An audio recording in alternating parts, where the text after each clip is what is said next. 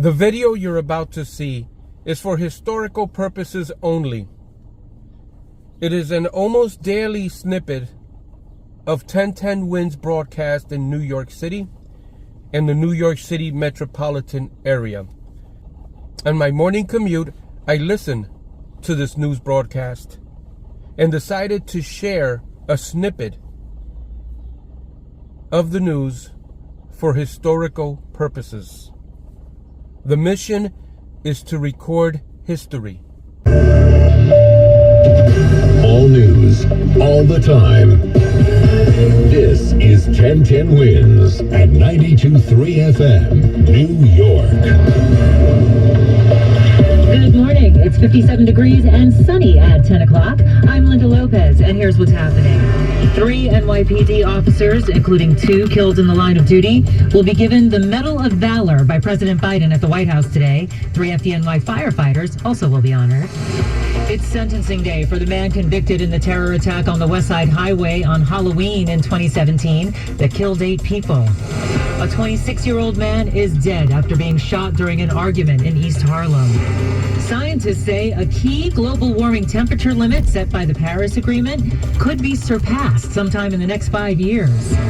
And who owns the term Taco Tuesday? There's a fight going on about that right now. Taking a look at 1010 Winds AccuWeather, a lot cooler than it was yesterday. It'll be mainly sunny but windy and a high just around 65 this afternoon. Winds News Time, 10:01. Let's get our check of traffic and transit on the ones. Good morning, Karen Stewart. Good morning, Linda. We're going to the Hudson River first. Here's what you need to know about the bridges and tunnels. Ever-changing numbers here, but for the better. The inbound George upper level is 35 minutes. The inbound George lower is 40. It's 15 out. The inbound Lincoln is 35 minutes, and the inbound Holland is a half-hour wait. High winds scared the people at the Verrazano Bridge, so they put a warning in to ask you to travel at reduced speeds due to those high winds. Staten Island bound Outer Bridge Crossing has a disabled vehicle on it in the right lane, so you could see some delays there. Southbound New Jersey Turnpike. This is in the same spot where we just had an accident involving an overturned vehicle, and it backed up the southbound Turnpike truck lane so badly. Now, in the exact same area at 10, we've got a disabled tractor trailer in the center lane, and that's why things are backed up on the southbound Turnpike trucks. Crazy. Now, if you're traveling 440, we've got 2 issues. Southbound 440 at the Garden State Parkway and Woodbridge, accident in the right, and then both directions of 440 have construction over at Kennedy Boulevard. Right lane is blocked until 2:30 this afternoon. Alternate side of the street parking is in effect today. We're sponsored by Hawthorne Chevrolet. Lease a new Chevrolet today at Hawthorne Chevrolet, like a new 2023 Chevy Equinox LT for just $229 per month. Hawthorne Chevrolet. Visit hawthornechevrolet.com. I'm Karen Stewart, 1010 Wins on 92.3 FM. 3 NYPD officers and 3 FDNY firefighters are being honored with the Medal of Valor at the White House today. President Biden is presenting the honor. The award is given for actions above and beyond the call of duty and exhibiting exceptional courage, extraordinary decisiveness, presence of mind, and unusual swiftness in action, regardless of his or her personal safety. The ceremony underway right now at the White House. 2 of the NYPD officers being honored were killed in the line of duty and are receiving the honor posthumously. Officer Wilbert Mora and his police partner Jason Rivera were shot January of 2022 while responding to a call about a family dispute in a Harlem apartment. 3 FDNY firefighters are being honored for a rescue on the Harlem River, where they saved a man who was found 25 feet into a drainage tunnel that discharged into the river. Today is sentencing day for Saifulo Saipov, the man convicted of killing 8 people on the West Side Highway in Halloween of 2017. Prosecutors say he deserves multiple life sentences. Our Samantha Liebman has the story. Ahead of the sentencing, survivors and victims' families gathered last night to lay flowers near the scene of the attack on the West Side. That's where Saipov drove a rented truck onto the bike path on Halloween, killing 8, injuring 18. Rachel Farn among them. She tells CBS 2 she wants to address him in court. That moment is the only moment I've been waiting for ever since this happened. She and others will get the opportunity as prosecutors recommend 8 consecutive life sentences plus 260 years in prison. They say he has never shown remorse after saying he did it in the name of ISIS. Samantha Liebman, 1010 Wins on 92.3 FM outside Federal Court in Lower Manhattan. A 26-year-old man has died after being shot in East Harlem during an argument. Police say just before 2 this morning, the 26-year-old was arguing with another man on East 116th Street. The man then shot the 26-year-old in the chest and fled. The victim was taken to Harlem Hospital, where sadly he did not survive. There are no arrests at this time. Police say the investigation is ongoing. A West Islip High School senior has won a spot on the district school board, and he's speaking to our Sophia Hall this morning. Quinn Bedell will go from walking on stage for his graduation at West Islip High School to sitting at school board meetings after this straight-A student won a seat on the board.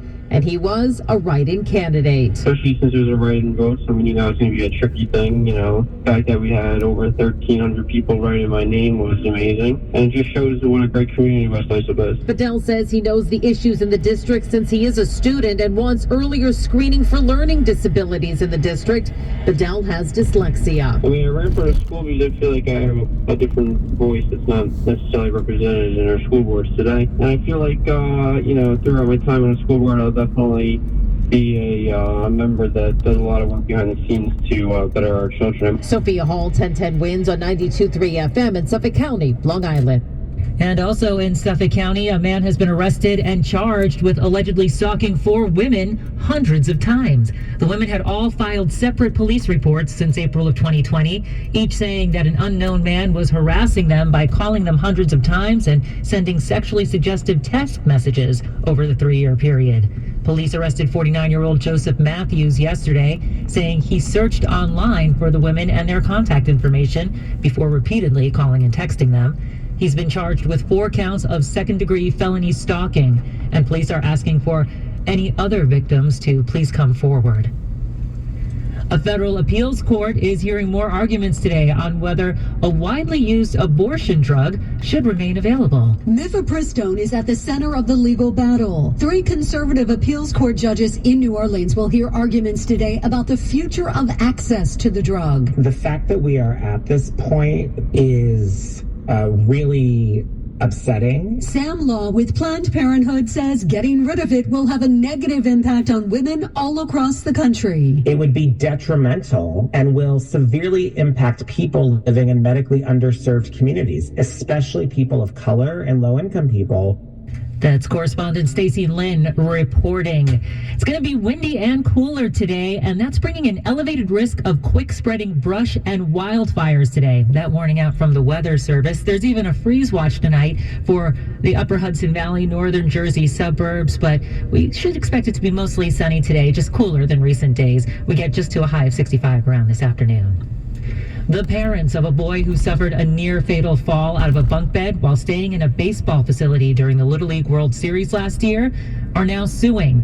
12-year-old Easton Oliverson was staying in the facility while he played in the Little League World Series in Pennsylvania. His parents are now saying the accident was 100% preventable, that at least a dozen other players have fallen in that same facility since 2005, and that emails show the league discussed putting in safety rails for the beds, but never installed them. Jace Oliverson is Easton's father. He told Good Morning America that at first, the hospital had told them their son had no chance of surviving. Dr. Maffei taps my shoulder and says, "Dad, you need to come give your son a kiss goodbye. He's in serious critical condition." Easton suffered an epidural hematoma and fractured his skull in the fall. He went on to have 3 brain surgeries.